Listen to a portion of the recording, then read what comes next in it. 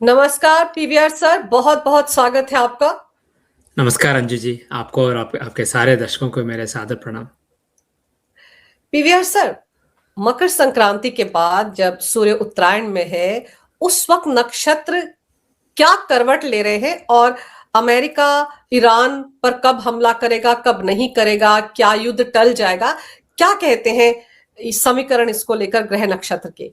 ये 3 महीने का जो वक्त है, दिसंबर 20 से लेके मार्च 19 तक का जो वक्त है, ये 3 महीने का वक्त बहुत ही खराब है ईरान के लिए।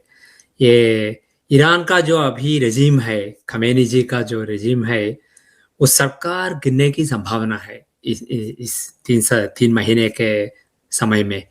दिसंबर 20 से लेकर जनवरी 18 तक का जो समय था, ये महीना जो प्रोटेस्ट हमने देखा था ईरान में, उनके लिए बहुत कंड्यूसिव था।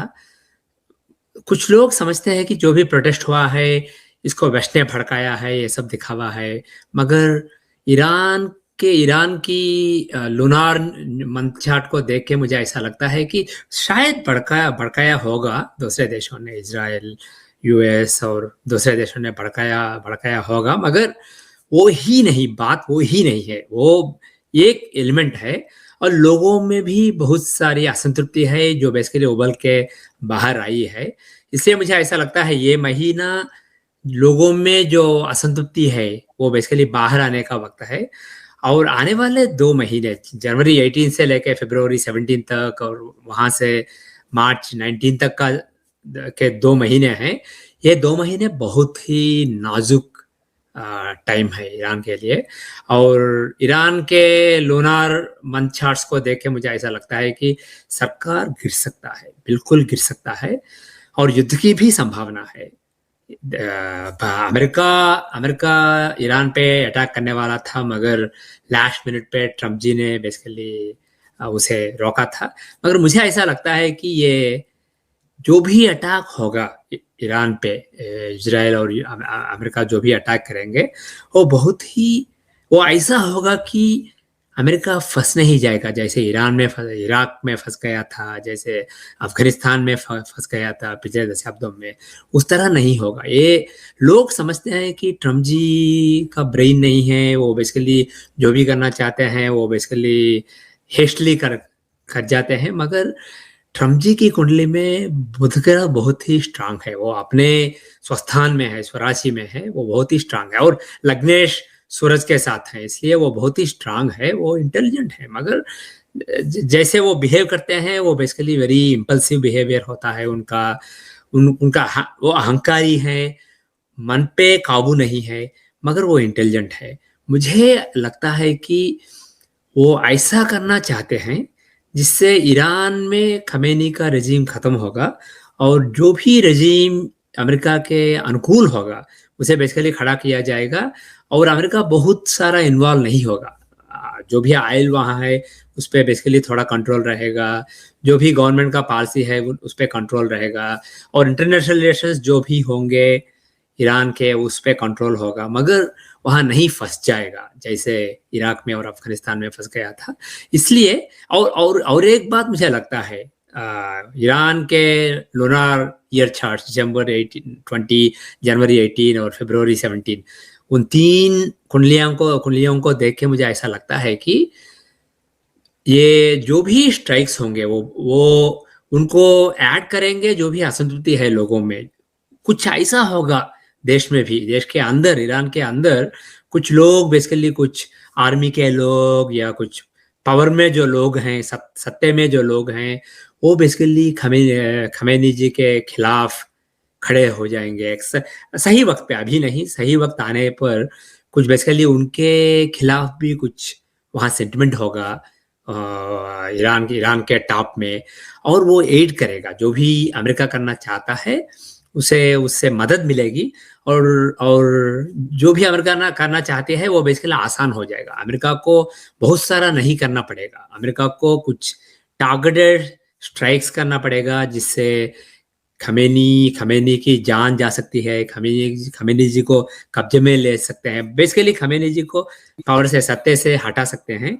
और जो भी IRGC के ईरानियन रिवॉल्यूशनरी गार्ड कोर्स तो जो हैं उनको बेसिकली जोर बनाने के लिए जो भी स्ट्राइक करना पड़ेगा वो सोच समझ के मिनिमाइज करेंगे, जो भी इम्पैक्ट होगा वो उसे मिनिमाइज करेंगे, मगर जो स्ट्राइक्स को मिनिमाइज करेंगे मगर इम्पैक्ट को मैक्सिमाइज करेंगे, जो करना चाहते हैं वो करेंगे।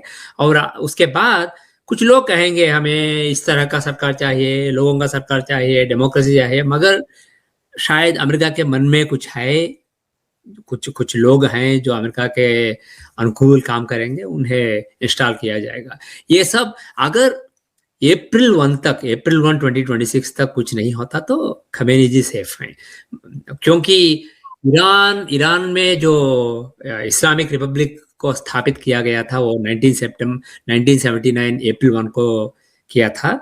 उस कुंडली को देख के, उसके वर्षफल कुंडली को देखते हैं तो 2025 की कुंडली बहुत ही नाजुक है।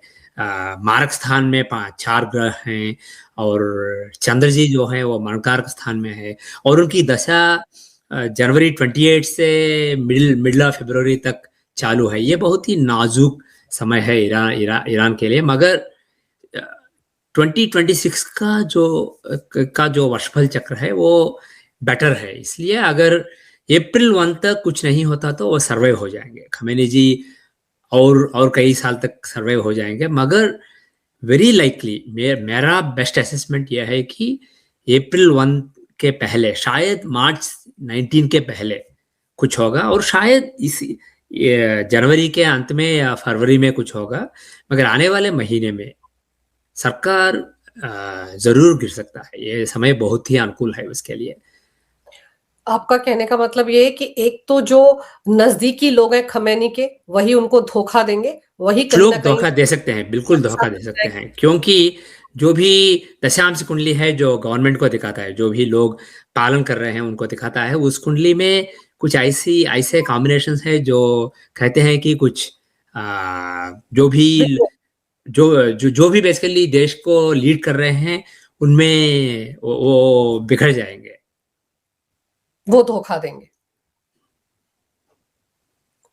और फिर जैसे आप कह रहे हैं कि जान को खतरा है, तो जो ईरान का लूनर चार्ट है वो ये कहता है कि 1 अप्रैल तक अगर सब कुछ सामान्य रहा, कुछ बड़ा काम नहीं किया, बड़ा कांड नहीं किया अमेरिका ने, तो फिर उसके बाद वो सरवाइव कर जाएंगे, फिर नॉर्मल रहेगा 1 अप्रैल के बाद।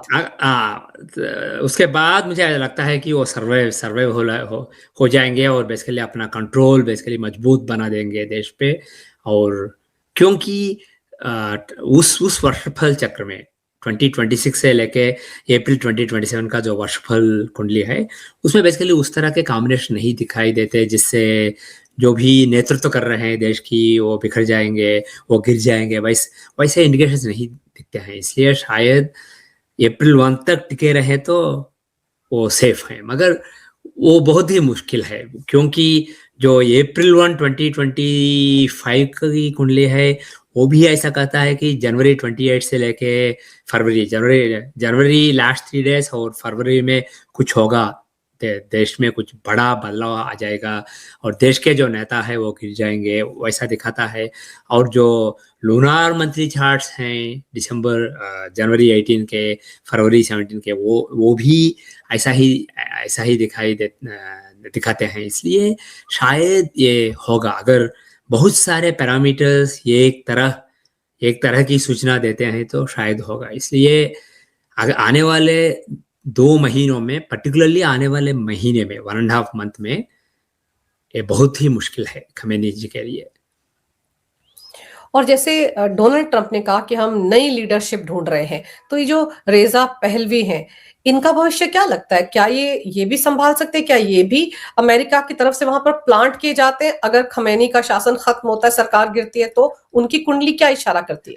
अनफॉर्चुनेटली उनकी कुंडली हमारे पास नहीं है, उनका जन्म कब हुआ था वो डिटेल्स बेसिकली पब्लिक डोमेन में नहीं है, इसलिए रेजा पहलवी जी का चार्ट नहीं है। मगर मुझे ऐसा लगता है कि जो भी ईरान को बेसिकली ईरान का नेता बनेगा, आने वाला नेता, वो बेसिकली अमेरिका के साथ मिलजुल के अमेरिका से कुछ समझौता होगा उसके।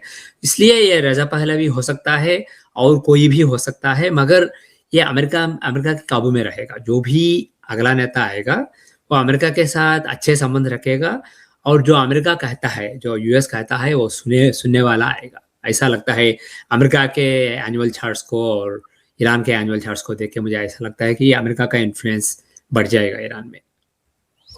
पर जैसे अभी कहा जा रहा था कि पिछले हफ्ते बुधवार की रात को अमेरिका हमला करने वाला था, लेकिन इजराइल ने कहा कि हम तैयार नहीं हैं, इसलिए रोक दिया गया। और ईरान भी वेनेजुएला जैसा तो नहीं है, तो मुकाबला तो डट कर करेगा ही करेगा वो, या नहीं? हाँ, या सीधे हथियार डाल दिए जाएंगे? मुझे ऐसा नहीं लगता है कि अमेरिका एक लॉन्ग वॉर में फंस जाएगा अफगानिस्तान की तरह। और मुझे ऐसा नहीं लगता है कि चीन और रूस जो हैं, जो ईरान के दोस्त हैं, वो मिलिटरली इन्वॉल्व होंगे। शायद कुछ वेपन्स भेज देंगे, कुछ टेक्निकल इक्विपमेंट भेज देंगे, मगर वो इस मिलिट्री एफर्ट में इन्वॉल्व नहीं होंगे।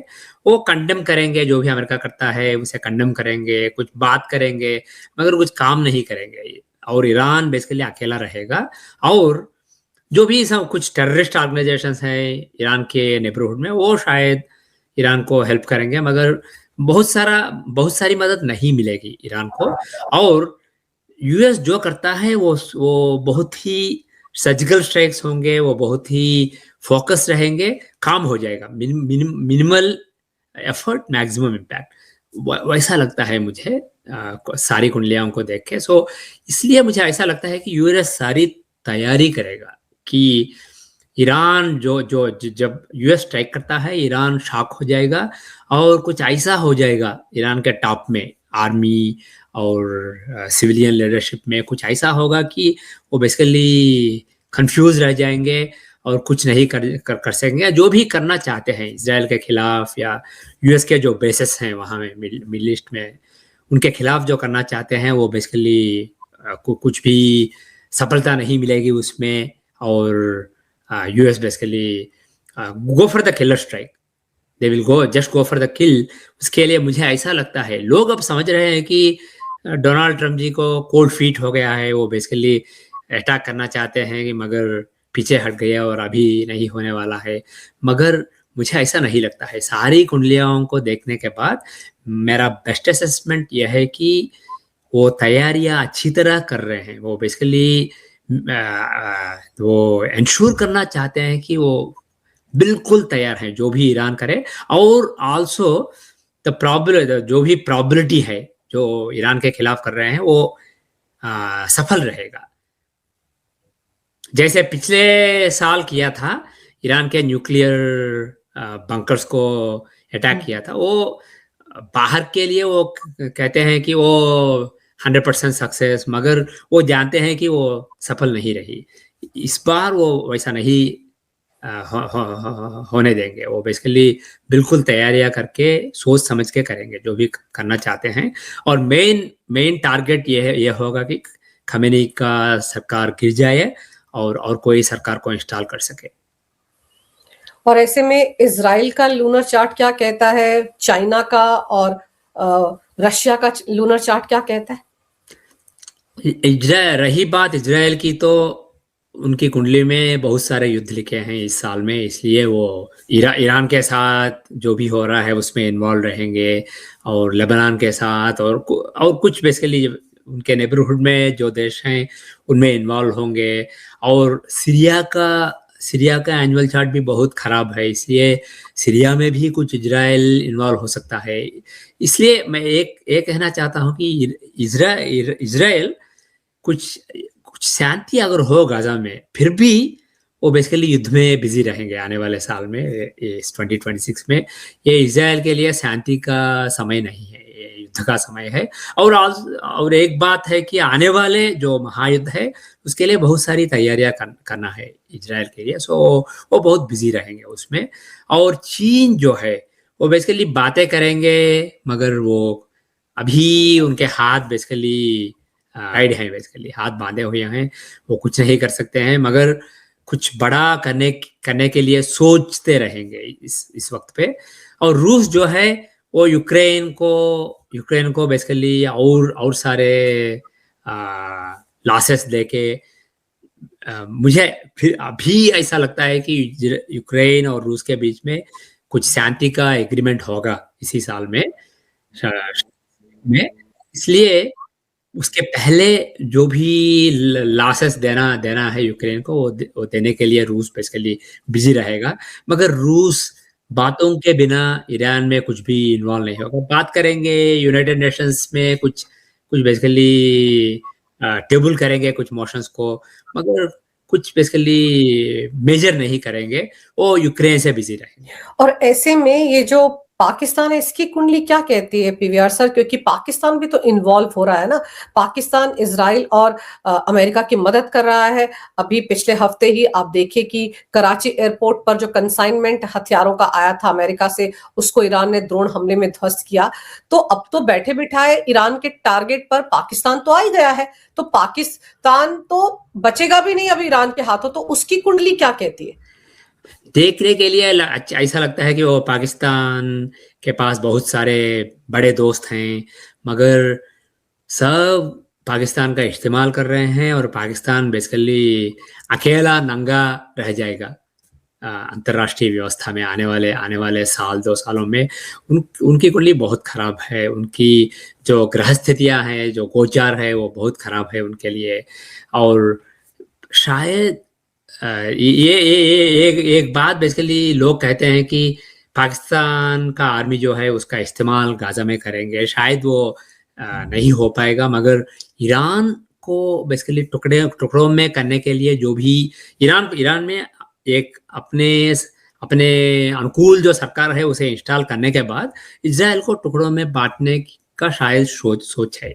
ये आने वाले 2 सालों में हो सकता है। और शायद जो भी ईस्टर्न ईरान है, जो बलूचिस्तान का नेबर है, उसे बेसिकली डिवाइड करने के लिए पाकिस्तान को यूज किया जाएगा। इसलिए मुझे ऐसा लगता है कि पाकिस्तान को इस्तेमाल कर रहे हैं, मगर जब पाकिस्तान फंस जाता है ईरान के खिलाफ युद्ध में, कोई उनका साथ नहीं देगा और लोग उनके साथ एग्रीमेंट साइन करेंगे, जैसे सऊदी अरेबिया ने किया था या टर्की ने किया था, मगर टर्की के अलावा कोई उनका साथ नहीं देगा। और दूसरा ये जो अभी हमने देखा था कि हमास के आतंकवादी जो थे वो पाकिस्तान गए हुए थे, लश्कर और जैश ए मोहम्मद के आतंकवादियों से मिल रहे थे, रेड कारपेट वेलकम उनको मिल रहा था। और मुल्ला मुनीर को देखो आजकल किस तरह डरा हुआ है कि आर्मी हेडक्वार्टर में भी बुलेट प्रूफ ग्लास के अंदर खड़े होकर भाषण देता है, बुलेट प्रूफ जैकेट पहनकर 2400 घंटे रहता है। तो उसका भविष्य क्या दिखता है? उसकी जान को भी किस तरह का खतरा है इस पूरे 1 साल के दौरान, या वो जिंदा रहेगा दूसरों की छाती पर मूंग दलने के लिए? उनकी कुंडली अभी मुझे मिली है, मगर उसका स्टडी मैंने नहीं किया है। और किसी बार उनकी कुंडली पे फोकस करेंगे। अब मेरे पास शहबाज शरीफ की कुंडली, इमरान खान की कुंडली और असीम मुनीर की कुंडली सब आए हैं और फ्रॉम ए रिलायबल सोर्स, इसलिए बाद में उसके बारे में बात करेंगे। मगर पाकिस्तान की कुंडली को देखते हैं ऐसा लगता है कि बहुत सारा बदलाव होगा वहां पे। सिविलियन लीडरशिप में और मिलिट्री लीडरशिप के लिए कुछ खतरा है आने वाले साल में। और पाकिस्तान ईरान के गिरने के बाद ईरान को रिप्लेस करके जो भी ईरान हमास और हिजबुल्लाह उनको बेसिकली बढ़ावा देता है, वो उस रोल को रिप्लेस करने के लिए टर्की एक पावर है और पाकिस्तान एक पावर है। ये बेसिकली दोनों मिलके कुछ कर सकते हैं, उसकी संभावना है। मगर मुझे ऐसा नहीं लगता है कि पाकिस्तान के जो चाल हैं वो चलने वाले हैं। Pakistan will be cornered in the coming year और 2। भारत पर अमेरिका ने टैरिफ बम फोड़ा, 50% लगा दिया, फिर कहा कि अगर ईरान से कारोबार करोगे तो और 25% लगा दूंगा, वगैरह वगैरह, ये सब चल रहा है। लेकिन भारत ने जो टैरिफ बम फोड़ा था नवंबर के महीने में पिछले साल, उसके नतीजे अब दिख रहे हैं। अब तो हाय तौबा मची हुई है अमेरिका में। सेनेटर्स भी कह रहे हैं डोनाल्ड ट्रंप से कि भारत से बात की जाए, हमारी दाल का क्या होगा जिन पर टैरिफ लगाया है भारत ने 30%। तो आपको लग रहा है कि अब लोगों को समझ में आ रहा है कि टैरिफ क्या होता है? भारत ने ढिंडोरा तो पीटा नहीं। तो मोदी जी की कुंडली क्या कहती है? भारी पड़ेंगे वो डोनाल्ड ट्रंप पर इस मामले में? मोदी जी की कुंडली बहुत ही इंटरेस्टिंग है इस साल में। ये बहुत ही कठिन साल है उनके लिए, कठिन संवत्सर है। इस साल में बहुत सारे चैलेंजेस होंगे बाहर से और अंदर से। मगर जो भी भारत का अपोजिशन है, कांग्रेस की कुंडली और राहुल गांधी जी की कुंडली और खराब है, इसलिए मुझे लगता है कि लोगों में कुछ मोदी जी के खिलाफ कुछ सेंटिमेंट बढ़ता जाएगा इस साल में, मगर उसका कोई एडवांटेज नहीं ले सकेगा कांग्रेस की ओर से। और राहुल गांधी जी जो कुछ नहीं बिगाड़ सकेंगे।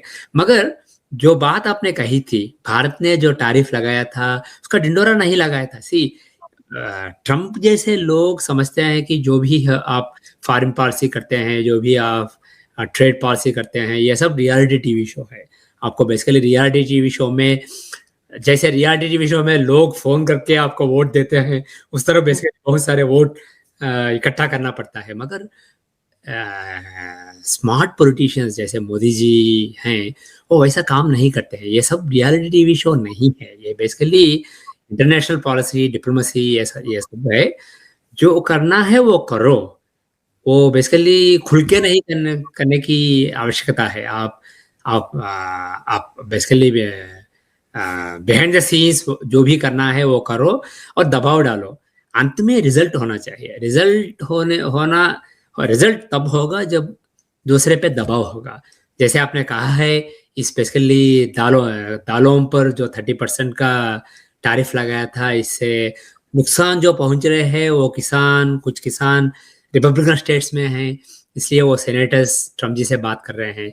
मुझे ऐसा लगता है कि ये जो भी हो रहा है भारत और यूएस के बीच में, ये बेसिकली ये सिर्फ एक टेंशन है, जैसे पति पत्नी के बीच में होता है।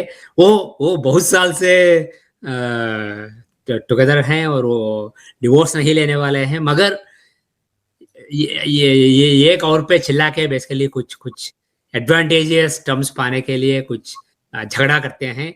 उस तरह का झगड़ा है मेरे हिसाब से। जो भी भारत और यूएस के बीच हो रहा है, ये झगड़ा है और पॉस्चरिंग है। दोनों साइड अपने ऐसा ट्रेड एग्रीमेंट बनाना चाहते हैं जो अपने अनुकूल हो, और जो दोनों देश कुछ भी कॉम्प्रोमाइज नहीं करना चाहते हैं या मिनिमाइज करना चाहते हैं कॉम्प्रोमाइजेस को।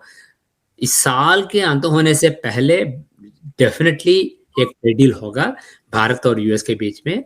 और यूएस भारत को कॉर्नर करने के लिए जो भी बातें कर रहे हैं ट्रम्प जी भारत के खिलाफ, ये सब कॉर्नर करने के लिए कर रहे हैं। और भारत अच्छा कर रहा है कि यूके के साथ और बहुत सारे देशों के साथ ट्रेड डील बना रहा है।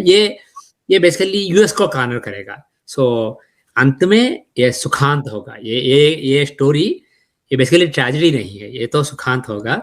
लोगों को लगता है कि यूएस और भारत तब दुश्मन बन गए हैं, दुश्मन रहेंगे, ये बात नहीं है। मैं 2025 के बिगिनिंग में ही कह चुका था, 2025 2026 ऐसे साल हैं जब दोस्त दुश्मन लग सकता है, दुश्मन दोस्त लग सकता है। लोग बेसिकली बहुत सारे एक्सपेरिमेंट करेंगे रिलेशनशिप्स के साथ, मगर 2026 अंत होने तक सब बेसिकली क्लियर हो जाएगा, साफ साफ दिखेगा कि कौन किसके साथ है। भारत और यूएस ट्रेड डील बनाएंगे। इसलिए जो भी भारत कर रहा है दबाव डालने के लिए यूएस पर, ये बहुत अच्छा है। और ये बात अभी बाहर आई है, शायद कुछ अभी नहीं बाहर आया है और कोई बातें हैं, मगर मैं वेरी ऑप्टिमिस्टिक हूँ कि भारत और यूएस के बीच में नहीं बिगड़ा है, ये जस्ट बिगड़ने की तरह दिख रहा है अभी। मोदी जी की कुंडली के बारे में तो आपने बताया, लेकिन भारतवर्ष की कुंडली क्या कहती है और अमेरिका की कुंडली क्या कहती है? भारत के लिए ये क्रॉसरोड्स का साल है। 2026 का जो साल है, ये क्रॉसरोड्स का साल है, जैसे 2024 का साल था। इस साल में बेसिकली भारत के सामने बहुत सारे मुश्किल परिस्थितियां आने वाली हैं भारत के सामने। और इकोनॉमी, और जो भी भारत को डिस्टेबलाइज करके मोदी जी को हटा के और कोई फेवरेबल सरकार को इंस्टॉल करना चाहते हैं, जो भी बाहर के लोग, वो अंदर के लोगों से मिलके कुछ षड्यंत्र रचाएंगे। ये शायद जून जुलाई अगस्त तक बेसिकली पीक पर रीच करेगा ये एफर्ट। मगर भारत के लॉन्ग टर्म भाग्य को देख के मुझे ऐसा लगता है कि ये सफल रहेगा। इस क्रॉस रोड्स पे भारत बेसिकली बुरा मोड़ नहीं लेगा, भारत अच्छा मोड़ ही लेगा। भारत मार्च करेगा फ्यूचर की तरह। लॉन्ग टर्म में आने वाले 5-10 साल में भारत आगे बढ़ता जाएगा। दुनिया बहुत ही अनस्टेबल रहेगी। जो भी अंतरराष्ट्रीय संतुलन था कई दशाब्दों से, वर्ल्ड वॉर टू के बाद जो भी नया संतुलन आया है अंतरराष्ट्रीय परिस्थिति में, वो बेसिकली अभी अस्त व्यस्त होता होता जा रहा है। कुछ कुछ कुछ बेसिकली सोच समझ के किया जा रहा है और कुछ बिना सोचे किया जा रहा है। लोग बेसिकली जो भी अमेरिका उसका सुप्रीमेसी है दुनिया पे, उसे उसे उसी तरह रखने के लिए अमेरिका कुछ कर रहा है। और चीन बेसिकली अभी उनके हाथ बांधे हुए हैं, मगर वो भी कुछ करेगा। उन दोनों के टक्कर में जो टक्कर अभी हो रहा है और आने वाले सालों में होता है, ये सब अंतरराष्ट्रीय संतुलन को बिल्कुल अस्त व्यस्त कर देगा। और जब नया संतुलन आएगा उसमें भारत का बहुत ही अग्रस्थान होगा। और उसके लिए जो भी करना है, जो भी इकोनॉमी के लिए करना है, जो भी टेक्नोलॉजी में करना है, जो भी मिलिट्री टेक्नोलॉजी में करना है, वो सब आने वाले सालों में भारत करता जाएगा। इसलिए मैं अंडरप्ले नहीं करना चाहता हूँ। भारत के सामने एक चैलेंजेस हो गए। अगर आप जो भी हेडलाइंस हैं अखबार में उन्हें पढ़ते हैं तो आपको लगेगा कि सब बेसिकली सब डूब रहा है, अच्छा नहीं हो रहा है, मगर ये सब बेसिकली टेम्पररी रहेगा। मगर अच्छे डिसीजंस लिए जाएंगे इस साल में और आने वाले 2-3 सालों में, और भारत आगे बढ़ता जाएगा और अपना अग्रस्थान को जरूर पहुंचेगा 2030 में।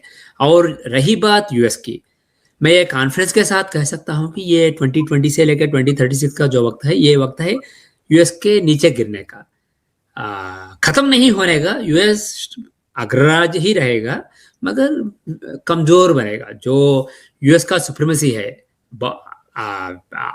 चीन, रूस, भारत, इजराइल, सभी यूएस के बहुत नीचे हैं। यूएस का जो एडवांटेज है इन देशों पे मिलिट्री में और इकोनॉमी में, वो बेसिकली बहुत बड़ा है और वो नीचे गिरता आएगा और बराबर हो जाएगा इन देशों के, जैसे यूके को हुआ था 1940s 1950s में। ये होता रहेगा। और ये साल 2026 और 2027 उसमें बेसिकली बहुत ही बड़ा रोल प्ले करेंगे। सो ट्रम्प जी जो कर रहे हैं वो अच्छे इंटेंशन से कर रहे हैं, यूएस के लिए, दुनिया के लिए नहीं, भारत के लिए नहीं, यूएस के लिए अच्छे इंटेंशन से कर रहे हैं। वो बेसिकली जो भी यूएस स्लोली गिर रहा है उसे अरेस्ट करके यूएस को फिर से बढ़ाने के लिए कोशिश कर रहे हैं, मगर ये everything will backfire in the coming months and coming couple of years. Donald Trump तो मिड टर्म इलेक्शन भी नहीं चाहते। क्या लगता है आपको कि मिड टर्म इलेक्शन होंगे? डोनाल्ड ट्रंप की कुंडली बिल्कुल होंगे। नवंबर 2026 में मिड टर्म इलेक्शंस होंगे और रिपब्लिकन पार्टी बहुत बुरे रिजल्ट्स लाएंगे। डेमोक्रेट्स के लिए बहुत अच्छा होगा। जो स्मॉल मिड टर्म इलेक्शन हुआ था नवंबर 2025 में, वो डेमोक्रेट्स के लिए बहुत अच्छा था। जो 2026 नवंबर में आने वाला है, ये बहुत अच्छा होगा डेमोक्रेट्स के लिए। ट्रम्प जी और कमजोर बन जाएंगे इस इलेक्शन के बाद। और जो उन्होंने रायता फैला रखा है ग्रीनलैंड में, जहां पर नाटो कंट्रीज, यूरोप के देश अमेरिका के खिलाफ उठ खड़े हुए हैं, तो यूरोपियन देशों की कुंडली क्या कहती? क्या वो मुकाबला कर पाएंगे डोनाल्ड ट्रंप का, अगर वहां पर अमेरिका कब्जा करने का ठान ही लेता है और कोई मिलिट्री एक्शन हो जाता है, तो तब क्या होगा? ये सब दिखावा है, मुझे ऐसा लगता है। डेनमार्क की कुंडली, ग्रीनलैंड की कुंडली, ग्रीनलैंड में नूक में जो लूनार न्यू ईयर चार्ट बनाते हैं उसे देख के, और कोपेनहेगन में बनाया हुआ डेनमार्क का एनुअल चार्ट को देख के, और वाशिंगटन के चार्ट को देख के मुझे ऐसा, और नेटो का चार्ट अवेलेबल है, सो उनका वर्षफल चक्र देख के मुझे ऐसा नहीं लगता है कि कुछ नेटो में आसपास नेटो के देशों के बीच में कुछ युद्ध होने वाला है। मुझे ऐसा नहीं लगता है कि यूएस ग्रीनलैंड पे कब्जा करेगा, हमला करेगा। ऐसा नहीं लगता है कि डेनमार्क और यूएस के बीच में युद्ध होगा। और ऐसा नहीं लगता है कि फ्रांस, जर्मनी, यूके, जो लोग यूरोप के देश हैं, वो बेसिकली डेनमार्क को सपोर्ट करके यूएस के साथ लड़ेंगे। ऐसा कुछ नहीं होगा, ये सब दिखावा है। और एक बात कहना चाहता हूँ, let's take a step back. लोग समझते हैं कि जो ट्रम्प जी कर रहे हैं ये सब बचपना है, ये बेसिकली ये इमेच्योरली, ये जैसे एक बच्चा एक टाई को मांग के बहुत सारा रोना धोना शुरू करता है, वैसा कर रहे हैं। ये ऐसी बात नहीं है।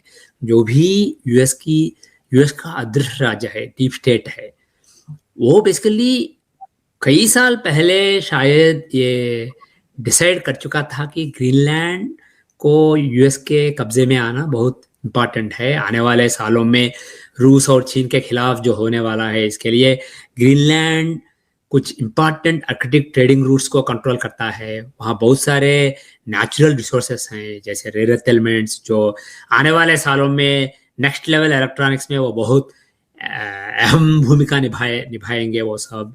और रेयर अर्थ एलिमेंट्स वो उनके बहुत सारे रिजर्व्स हैं वहाँ पे। इसलिए ये बेसिकली सोच समझ के स्ट्रैटेजी बनाया था कि ग्रीनलैंड को अमेरिका के कब्जे में लाएंगे। मगर ये डीप स्टेट जो है, ये अदृश्य राज्य जो है, वो ट्रम्प जी को बेसिकली चुना था 2024 इलेक्शंस के पहले कि वो अगला अध्यक्ष बने, क्योंकि वो बहुत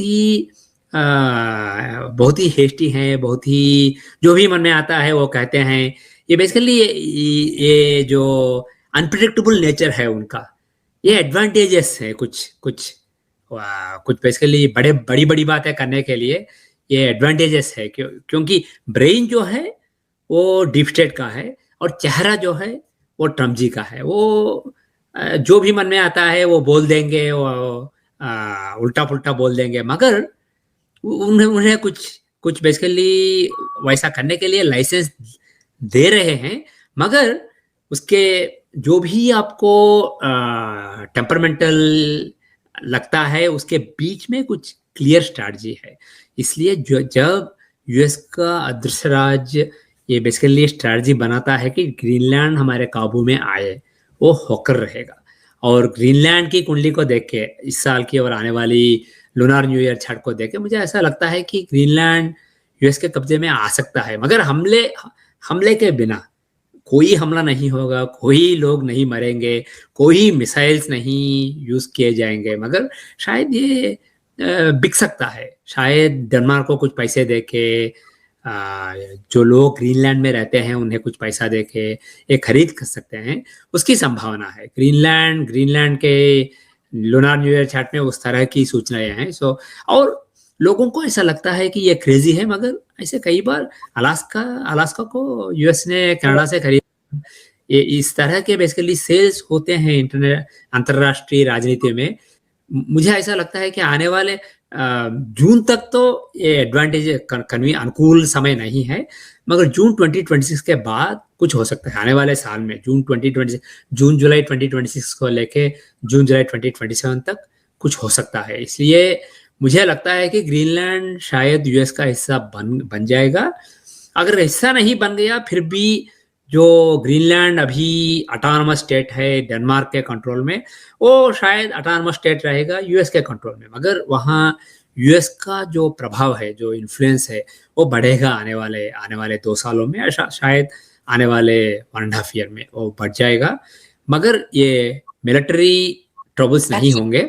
और नेटो की कुंडली जो है, उनका अप्रैल 4, 2026 से नया साल शुरू होता है, और उस कुंडली में बेसिकली कुछ टेंशंस दिखते हैं, मगर ऐसा नहीं है कि वो टूट जाएगा और परस्पर युद्ध होंगे नेटो के मेंबर देशों के बीच में। ऐसा मुझे नहीं लगता है। NATO will be intact. और इस सेल के बाद शायद, जैसे ट्रम्प जी ने कहा है कि ये नेटो को मजबूत बनाएगा, शायद ये ठीक है। ये ग्रीनलैंड यूएस के कब्जे में आने के बाद वहाँ कुछ इंपॉर्टेंट बेस बना के, कुछ इंपॉर्टेंट फोर्स बना के, जब यूएस बेसिकली उसे मजबूत बनाएगा, वो नेटो के लिए शायद अच्छा होगा।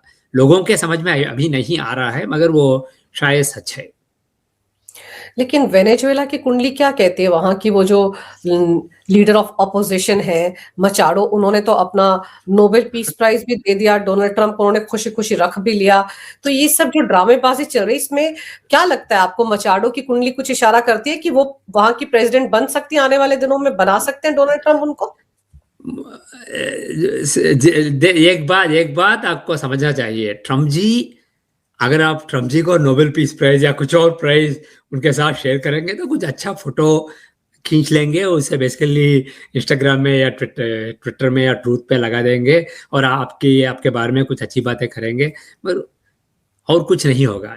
ऐसा नहीं होगा कि मचाडो वहाँ की अध्यक्ष बन जाएंगी। जो भी यूएस ये एक बात यहाँ पे, जैसे मैंने पहले कहा है, ट्रम्प जी चेहरा है और ब्रेन है जो डीप यूएस स्टेट। का आदर्श राज्य है, और वो आदर्श राज्य का एक स्ट्रैटेजी है। वो वेनेजुएला को अपने काबू में रखना चाहते हैं, मगर इराक और अफगानिस्तान में जैसे मिसएडवेंचर्स किए थे वैसा नहीं करना चाहते हैं। वहाँ फंस जाना नहीं चाहते हैं। वहाँ मिनिमम रिसोर्सेस को यूज करके मैक्सिमम बेनिफिट को निकालना चाहते हैं। सो उसके लिए जो भी स्ट्रैटेजी बनाना है वो बना दिया था, और मचाडो उस स्ट्रैटेजी में मौजूद ही नहीं है। इसलिए जो भी मचाडो के साथ ट्रम्प जी ने किया था वो सब बेसिकली ब्रेन नहीं कर रहा है, वो चेहरा कर रहा है। इसलिए ये बेसिकली ट्रम्प जी के लिए अच्छा फीलिंग है, इसलिए वो अच्छा लिख देंगे, एक फोटो डालेंगे, मगर कुछ नहीं होने वाला मचाडो के लिए। जो भी यूएस के डीप स्टेट से मिलके यूएस के अनुकूल काम करेगा वैसा लीडर वहां चुना जाएगा। मुझे ऐसा लगता है कि आने वाले चार महीनों में कुछ इंस्टेबिलिटी, कुछ अस्थिरता रहेगी वेनेजुएला में, मगर चार महीने बाद स्थिरता रहेगी। और जैसे मैंने पहले भी कह चुका हूं, मुझे नहीं लगता है कि वेनेजुएला में यूएस फंस जाएगा जैसे इराक में हुआ था। वेनेजुएला यूएस जो भी पाठ सीखना था, जो भी सबक सीखना था इराक में और अफगानिस्तान में, वो सीख गया है यूएस का आदर्श राज्य, और उन्हें इम्प्लीमेंट करेगा वेनेजुएला में। इसलिए वो अपने एफर्ट को, अपने इन्वेस्टमेंट को मिनिमाइज करेंगे, और जो भी बेसिकली वहां से निकाल देंगे उसे मैक्सिमाइज करेंगे, और कुछ स्टेबिलिटी होगा। मुझे ऐसा नहीं लगता है कि वेनेजुएला डीप मेस में होगा आने वाले सालों में। 4 महीने तक अस्थिरता रहेगी, मगर उसके बाद कुछ स्थिरता आएगी वेनेजुएला में। मादुरो की कुंडली क्या कहती है, बच जाएंगे? अभी तो केस चल रहा है, क्या होगा उनका? मेरे पास माधुरी जी का कुंडली नहीं है, इसलिए वेनेजुएला की कुंडली से जो कह सकता हूँ वो कह रहा हूँ। मगर मेन फैक्टर यह है कि चीन मादुरो उनको इस्तेमाल करना था, चीन को इस्तेमाल कर दिया और अब छोड़ देंगे। मगर जो भी सरकार आएगा वेनेजुएला में आने वाले महीनों में, और शायद 4 महीने के बाद सब बेसिकली सब स्टेबलाइज होगा, उसके बाद उस सरकार पे अपना इन्फ्लुएंस बढ़ाने के लिए यूएस और चीन के बीच में कोल्ड वार होगा। और जो भी यूएस ने किया है उसके अनुसार यूएस का एडवांटेज है, मगर ऐसा मत समझिए कि यूएस बेसिकली जो भी वहाँ सरकार इंस्टॉल हो जाएगी वो नेचुरली यूएस के साथ जो यूएस करना चाहती है वो करेगा। ऐसा नहीं होने की जरूरत है। चीन भी वहाँ अपना प्रभाव बढ़ाने के लिए, और जो भी वहाँ सरकार बन रही है उसे बेसिकली अपने अनुकूल मोड़ने के लिए चीन भी कोशिश करेगी। इसलिए चीन और यूएस के बीच में ये कोल्ड वार वेनेजुएला को लेकर चलता रहेगा आने वाले कुछ महीनों तक, और 4-5 महीनों में सब स्टेबलाइज हो जाएगा। तो यानी कि वेनेजुएला पर जो अपना अधिकार जताने की कोशिश कर रहा था चाइना, उसको इतनी जल्दी गिव अप नहीं करेगा। वहां पर ये दोनों आमने सामने आएंगे, और चाइना बात नहीं करेंगे जैसे ट्रम्प जी ट्वीट करते हैं वैसे ट्वीट नहीं करेंगे, मगर जो भी करना है वो बेसिकली बिहाइंड द सीन्स वो करते रहेंगे, और चीन अपना स्ट्रैटेजी बनाएगा और कुछ टक्कर होगा यूएस और चीन के बीच में वेनेजुएला को लेके। और वेनेजुएला जैसे यूएस के आदर्श राज ने समझा था, ट्रम्प जी ने समझा था, उतना आसान नहीं होगा, मगर 4-5 महीनों में सब स्टेबलाइज हो जाएगा। तो चलिए अब देखते हैं कि आने वाले 2 महीने में ईरान में क्या होता है, खमैनी का क्या होता है, कब हमला किया जाता है अमेरिका की तरफ से, और खमैनी के कौन कौन से करीबी हैं जो धोखा देते हैं। और जैसा आपने कहा कि मार्च 2026 तक का जो समय है वो बहुत खराब है खमैनी के लिए। अगर इस माहौल से वो बाहर निकल गए तब तो उनकी लंबी जिंदगी हो सकती है, उनके लिए समय अच्छा आ सकता है 1 अप्रैल से, लेकिन ये वक्त उनके लिए बहुत खराब है। और अमेरिका जिस तरह से तैयारी कर रहा है तो वो हमला करके ही दम लेगा, रेजिम चेंज करवा के ही दम लेगा। आपने पीवीआर सर समय निकाला, बड़े ही विस्तार से इन तमाम विषयों पर बड़ी अहम जानकारी मेरे दर्शकों को दी। आपका बहुत बहुत धन्यवाद। नमस्कार। भारत माता की जय। वंदे मातरम। जय हिंद। जय हिंद। जय श्री राम। जय श्री राम।